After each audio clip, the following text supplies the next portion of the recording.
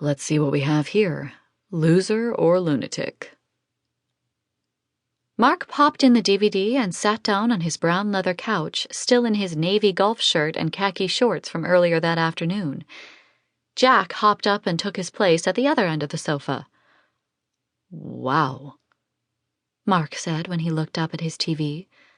The striking woman on the screen was already talking, so he grabbed the remote and turned up the volume. "My friends call me Kiki." He thought he detected a slight accent, and it, or at least something about her, was a turn-on. He hit the pause button. Although she was sitting on a stool, her slim figure was obvious in her snug skirt, which hit her just above the knee.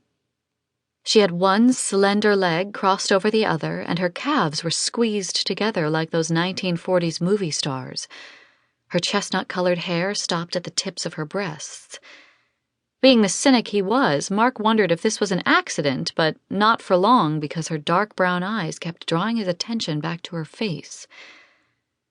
The eyes were huge, or maybe they only seemed that way because of the contrast with the lighter skin surrounding them. No, they were big, all right, and he wished he could decode the message they were sending out to him through his TV set. He noticed a swelling sensation down south and realized he'd reacted like he was watching porn. That was fast. 15-year-old fast. He'd found the fountain of youth.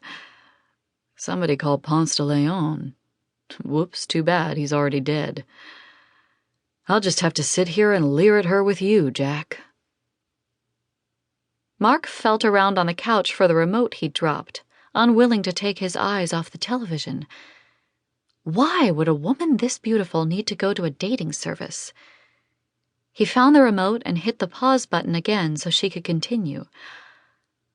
"Before I answer the standard get dated questions, I want to let you know the qualifications I'm looking for in a future husband, so you don't have to waste time with the rest of this video if it isn't you I'm describing. It's just that I'm a little psychic, and this list was given to me in a dream years ago, so it's very important to me." Bingo, lunatic. Did she really say I'm a little psychic on camera? She took a small slip of paper from her lap. "Oh, so that's what a psychic list looks like, Jack." Mark chuckled. Jack's ears perked up at the sound of his name. "My future husband will be warm and friendly, and everyone will love him," she said. "He'll speak at least 2 languages. The dream didn't specify which 2. He'll be blonde, with brown eyes, and play a musical instrument. Oh, and he'll have a postgraduate degree. I don't know in what." Mark wondered why it bugged him that he didn't meet even one requirement on her ridiculous list. Maybe because she was so gorgeous. The first woman he'd found attractive in months, years maybe, and she was obviously a fruitcake, heavy on the nuts. "Okay, let's see.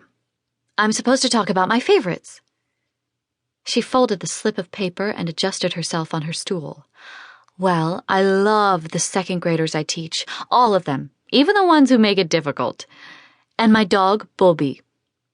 One day on the way home from school, I saw him wandering in the street, and when I stopped the car, he came over and looked up at me like, 'Here I am, take me home now.'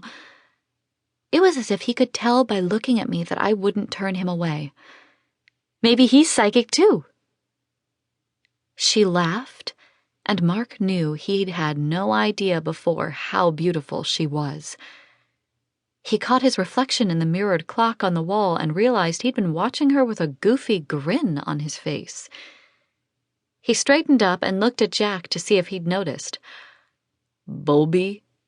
What kind of name is that for a dog?" Mark asked, in case Jack thought he was losing his edge.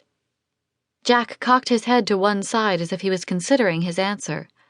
"Oh, and I love chocolate," Kiki continued. "But with no coconut or anything hard mixed in because I like to hold it in my mouth while it gets all gooey." She closed her eyes when she said it, as if she were having a sensual experience right there in front of the camera. She'd be good in bed.